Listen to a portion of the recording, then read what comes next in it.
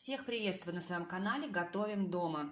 Сегодня мы с вами будем делать удивительное, необычно легкое по текстуре, очень вкусное тесто для плюшек. Будем с вами печь плюшки. Давайте посмотрим, что нам нужно для того, чтобы сделать это тесто. Тесто будет на опаре. Для опары нам необходимо приготовить 1 столовую ложку сахара, 1 столовую ложку муки, дрожжи. Я беру вот такие дрожжи быстрого приготовления. Здесь в этой пачечке 11 грамм. Вот такие дрожжи. 50 грамм воды. Воду я подогреваю чуть теплее, чем комнатная температура. Итак, давайте начнем. Что нам нужно сделать? Берем отдельную посуду, не ту, в которой мы будем замешивать основное тесто. Дальше в посуду мы высыпаем муку. 1 столовая ложка. Высыпаем муку, выливаем воду.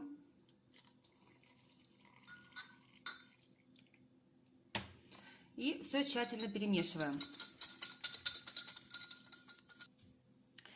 Когда консистенция у нас довольно однородная, мы в эту смесь добавляем сахар, 1 столовая ложка.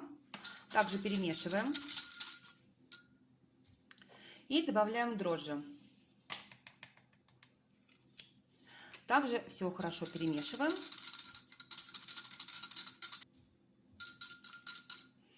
Наша опара готова. Теперь мы должны дать настояться нашей опаре. И, как правило, я даю постоять около часа, там уже будем смотреть. Итак, на час мы накрываем салфеткой нашу опару и даем ей созреть. Итак, прошел час, давайте посмотрим, что у нас тут происходит. Вау, какая шикарная опара у нас получилась. Итак, что мы делаем дальше? Дальше мы берем посуду большую, собственно говоря, ту, где мы будем замешивать наше тесто. В эту посуду мы разбиваем 2 яйца.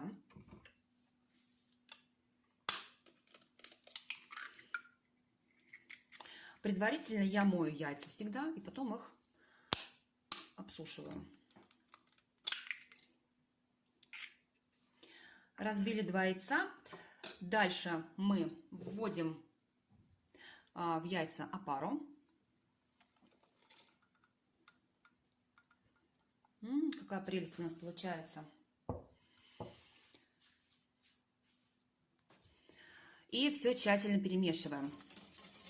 Сейчас у нас с вами в миске опара и 2 яйца. После того, как мы перемешали с вами опару и яйца, мы добавляем сахар. Сахар у меня 100 грамм. На самом деле сахар вы можете добавлять по вкусу, но так как плюшки у нас будут все-таки с сахаром, поэтому я не стала делать очень сладкое тесто. Добавляем сахар. И опять все перемешиваем. Следующий ингредиент, который нам будет необходим, это сливочное масло.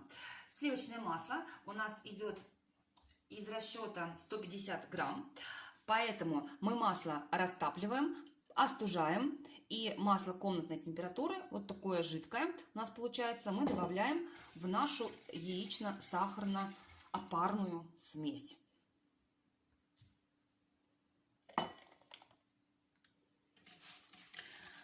И также все хорошо перемешиваем.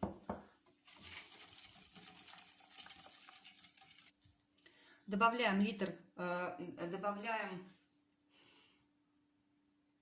молоко. Молоко мы добавляем пол-литра. Молоко, если у вас из холодильника, то, соответственно, вы прогрейте его. Можно в микроволновой печи, можно просто до комнатной температуры. И теплое молоко мы вводим в нашу смесь.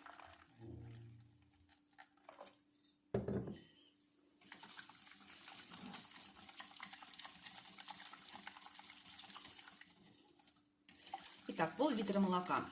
Ну что ж, наша жидкая основа для теста готова. И теперь мы приступим к самому ответственному моменту. Это будем добавлять муку. Муки у нас уходит на это количество ингредиентов килограмм. Муку я предварительно просеяла, поэтому я сейчас буду очень аккуратно ее добавлять в эту смесь и периодически помешивая, так, чтобы не было у нас комочков и потом не было проблем. Вот такое уже густое достаточно тесто у нас получается. Это где-то из чуть больше половины муки. Чем дальше вы будете добавлять муку в жидкую смесь, тем сложнее будет перемешивать венчиком.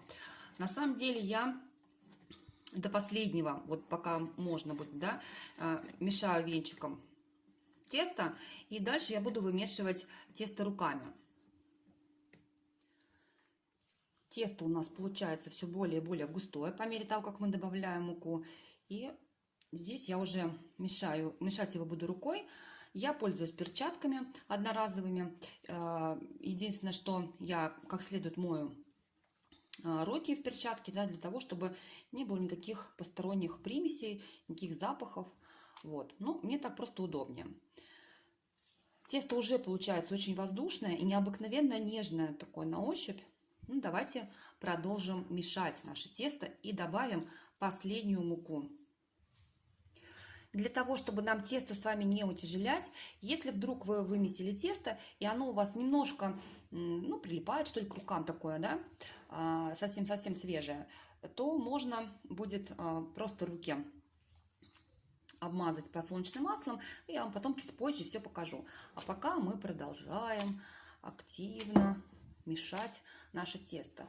Здесь задача вымесить его как можно сильнее, как можно лучше, чтобы не было каких-то комочков, чтобы масса была однородная и чтобы тесто в дальнейшем лучше подошло. Потому что вот это тесто, которое мы с вами сейчас вымешиваем, мы его оставим еще на час-полтора для того, чтобы оно у нас поднялось. Итак, продолжаем мешать. Итак, тесто я довольно хорошо и качественно промешала. Признак того, что тесто хорошо промешано, оно довольно легко отходит от краев. Тесто ни в коем случае не должно быть очень жестким и упругим, потому что иначе изделие, которое вы будете из него выпекать, получится совсем как резиновый, да, а нам хочется, чтобы у нас получились воздушные, наивкуснейшие плюшки, поэтому вот такая консистенция теста будет достаточно для того, чтобы дальше уже приступить непосредственно к выпеканию. Сейчас мы это тесто формируем, просто так прижимаем и оставляем еще на час для того, чтобы тесто подошло, чтобы тесто увеличилось в размере. Прошел ровно час, и сейчас мы с вами посмотрим, что у нас тут получилось. Снимаем тарелку, которую накрывали. Посмотрите, какое воздушное тесто. Необыкновенная нежная текстура. Я думаю, что у нас с вами получатся удивительные, вкуснейшие плюшки. Ну что ж, давайте приступим к их формированию. Итак, я застелила большую доску пергаментной бумагой для того, чтобы проще было формировать наши с вами плюшки. Но забыла вам сказать такой момент. Пока мы формируем плюшки, мы должны включить духовку для того, чтобы она разогрелась. На 180 градусов ставим духовку и готовим противень. Про противень поговорим позже. А сейчас давайте приступим. Что мы делаем? Мы должны взять тесто. Тесто по этому рецепту получается необычайно мягкое, и оно, видите, вообще не прилипает к рукам. То есть мы можем лепить из него все, что угодно, к рукам оно не прилипает. Поэтому давайте начнем. Что нам с вами понадобится? Нам понадобится сахар опять, и понадобится подсолнечное масло для того, чтобы смазывать наши будущие плюшки. Мы формируем вот такой вот шарик, чтобы вот он помещался в ладошку. Формируем шарик. Дальше мы этот шарик либо разминаем руками, либо раскатываем скалкой. Для того, чтобы вам проще было раскатывать скалкой, скалку также можно смазать подсолнечным маслом, чтобы тесто к ней не прилипало и проще было ей пользоваться. Итак, раскатываем вот такой овальчик из теста. Далее, что мы берем? Мы берем подсолнечное масло и смазываем наше тесто подсолнечным маслом.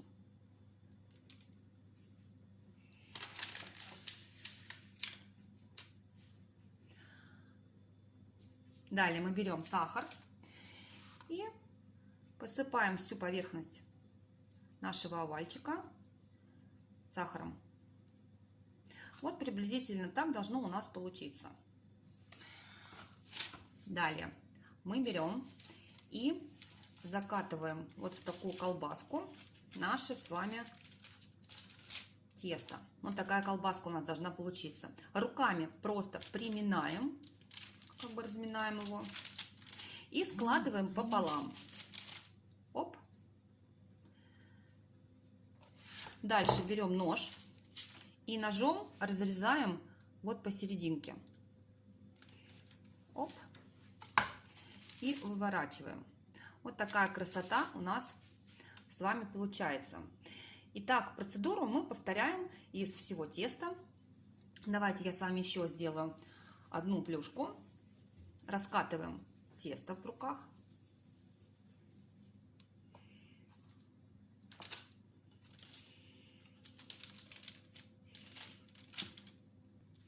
Дальше формируем скалкой или руками вот такой вот овальчик. Берем подсолнечное масло, смазываем подсолнечным маслом нашу заготовку. Берем сахар, посыпаем сахаром.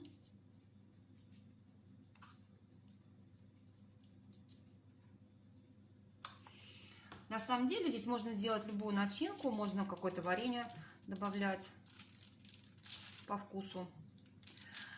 Так, приминаем эту колбаску, которая у нас получилась руками. Дальше мы соединяем два конца этой колбаски. У нас получается вот такая уже толстая колбаска. Потом мы берем ножик и разрезаем пополам. Дальше выворачиваем. У нас получаются такие красивые сердечки. Итак, эти сердечки мы сейчас будем с вами выкладывать на противень.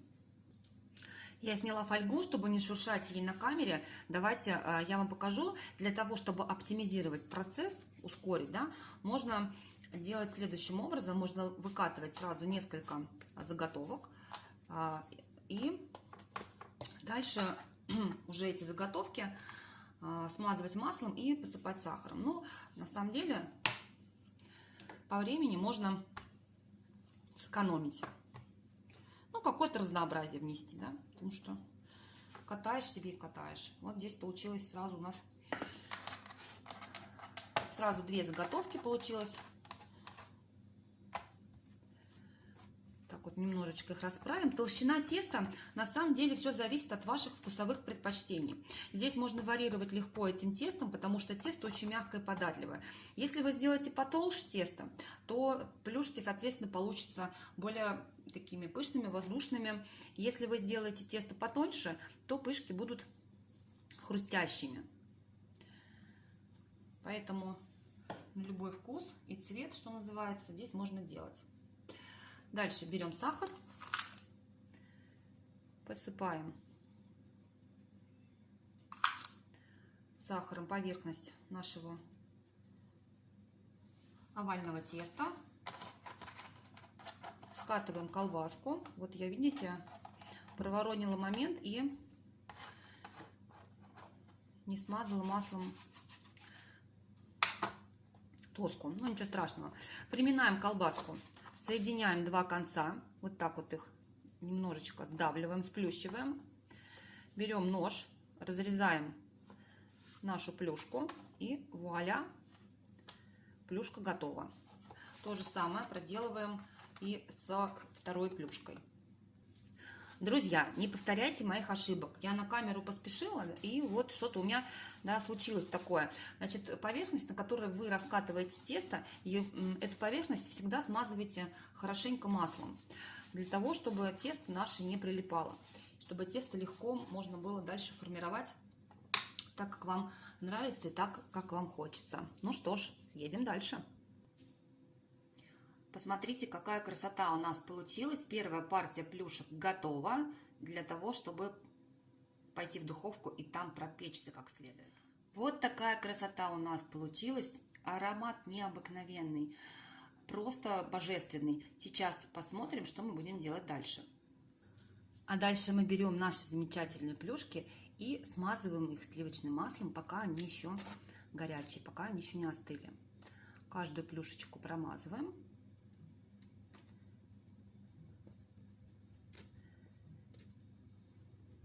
и даем постоять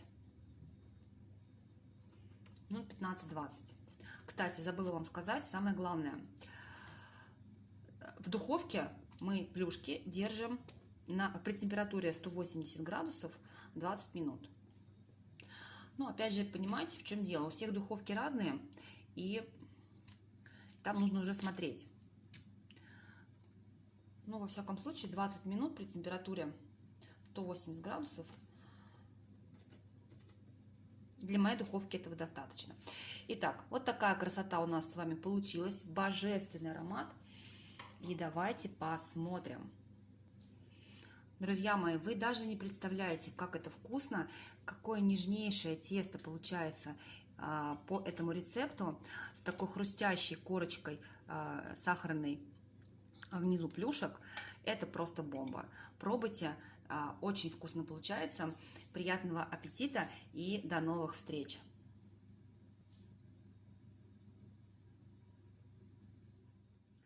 Друзья, наслаждайтесь этим прекрасным, вкуснейшим блюдом. Готовьте на завтрак. Я думаю, что ваши близкие будут в восторге. А в конце видео я хочу еще отметить такие моменты. Во-первых, поверхность, на которой вы раскатываете свои плюшки, свое тесто, постоянно смазывайте маслом, дабы не повторить мою ошибку, которая была в этом видео допущена. То есть катаем тесто, смазываем маслом подсолнечную поверхность. Второй момент, тоже очень важный.